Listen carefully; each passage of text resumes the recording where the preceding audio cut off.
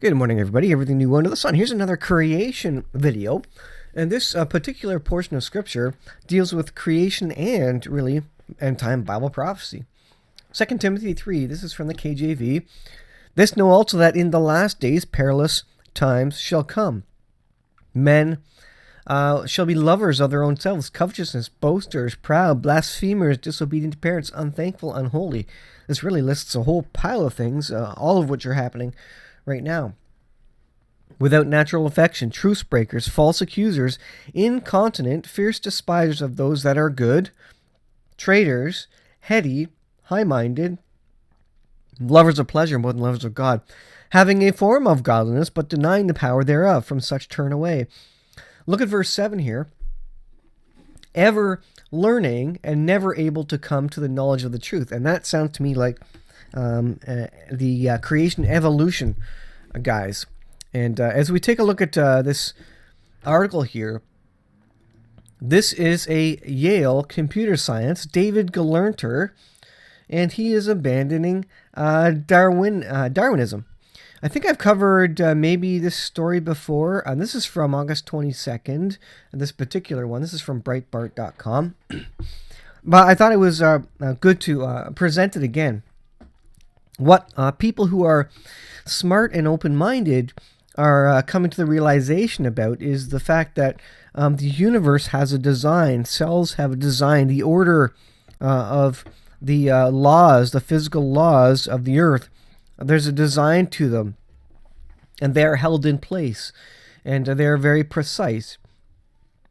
Well, Gelernter, who formerly served as fellow at the American Enterprise Institute, published a column earlier this year detailing his move away from the evolutionary theory. The column is titled "Giving Up Darwin," and he talks about why. Darwin's theory predicts that new life forms evolve gradually from old ones in a constantly branching, spreading tree of life. Those brave new Cambrian creatures must therefore have had pre-Cambrian predecessors. Similarly, but not quite as fancy and sophisticated, they could not have all blown out suddenly like a bunch of geysers. Each must have had a closely related predecessor, which must have had its own predecessors.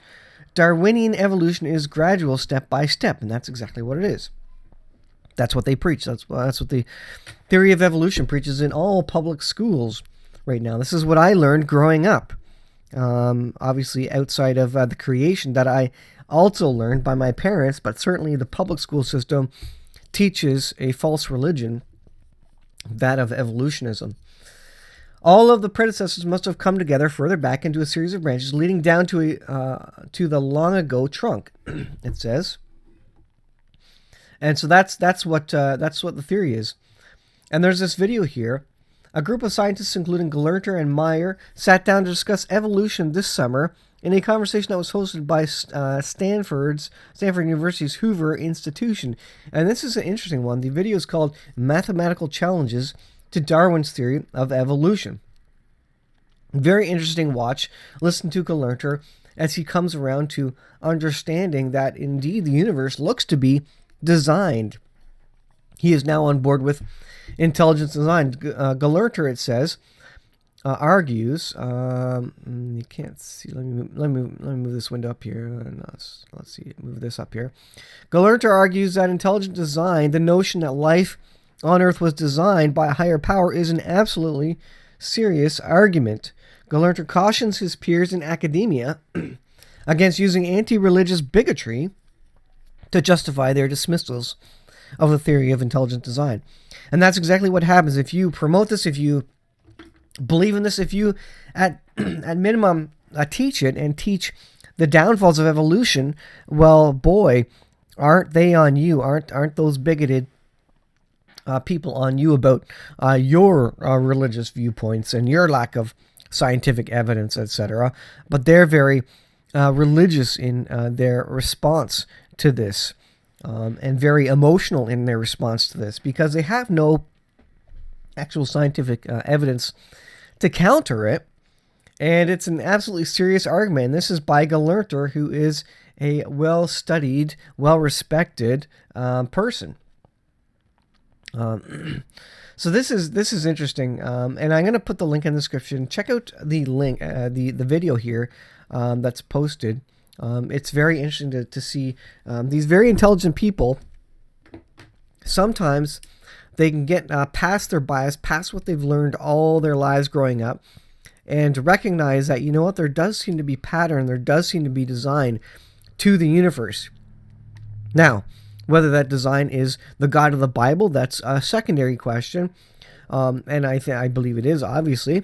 But at least the first step is to say, you know what, this does look designed, and you know what, evolution isn't seen anywhere. We don't see evolution. We can't prove evolution. We can't reproduce it in the lab. It's something that we simply do not see.